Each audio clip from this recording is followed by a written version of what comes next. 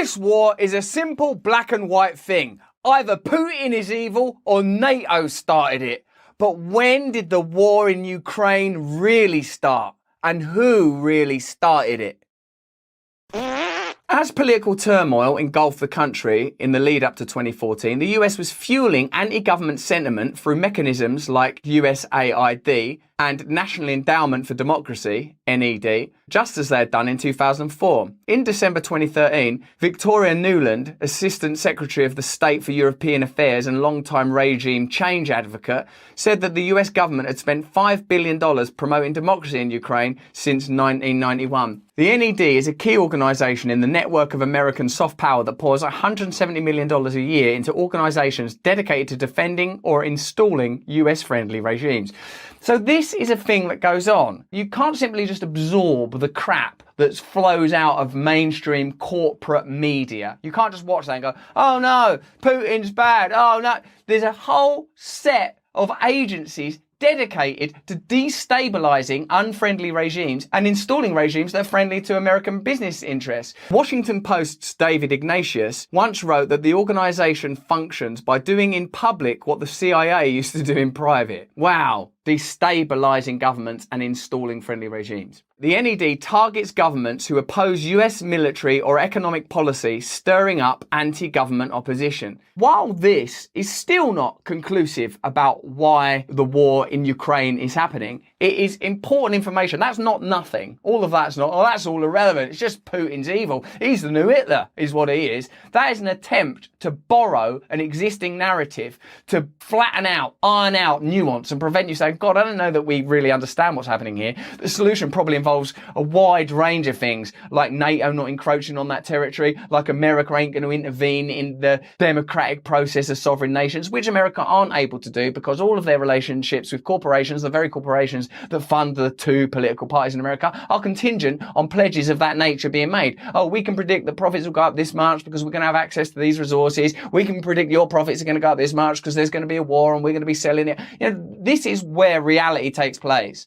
There are two economies. There are two realities. There's the reality that we are fed in order to keep us compliant and docile. Then there's the reality that underscores that, the actual reality, the reality that they don't trust us with, the reality that we're not informed about, the reality that you have to take responsibility both on an inward trajectory and an outward trajectory to understand. You have to make yourself familiar with that because you're not going to receive that information elsewhere, and it's absolutely vital. The US involvement was part of a campaign aimed at exploiting the divisions in Ukrainian society to push the country into the US sphere of influence, pulling it out of the Russian sphere. So no doubt there was complexity in Ukraine prior to that, but these fissures were exploited. Why? Not to help Ukrainian people, in order to create economic opportunity. In the aftermath of the overthrow, Russia illegally annexed Crimea from Ukraine. So that was bad. In part to secure a major naval base from the new Ukrainian government. The New York Times and Washington Post both admitted the role the US played in these events. Why? Why would you? Because it creates complexity. In US media, this critical moment in history is completely cleansed of US influence, erasing a critical step on the road to the current war. That's key, huh?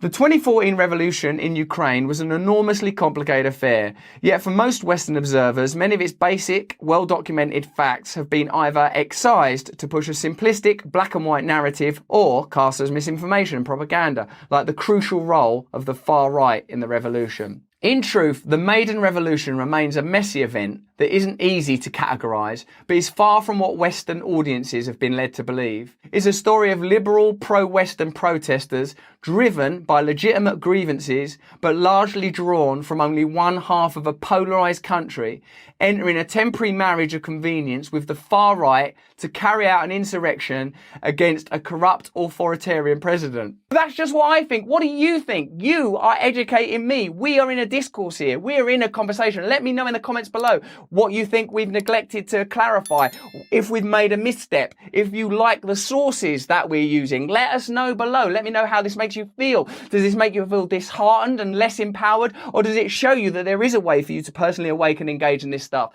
If you enjoyed this video, have a look at this one or this one, and come and see me live on tour, Glasgow, Bristol, Blackpool. I'm all over the country. It's a wonderful experience. We deal with this stuff directly and I hope correctly. Sign up to the mailing list too so I can continue continue to communicate with you, and most importantly of all, please stay free.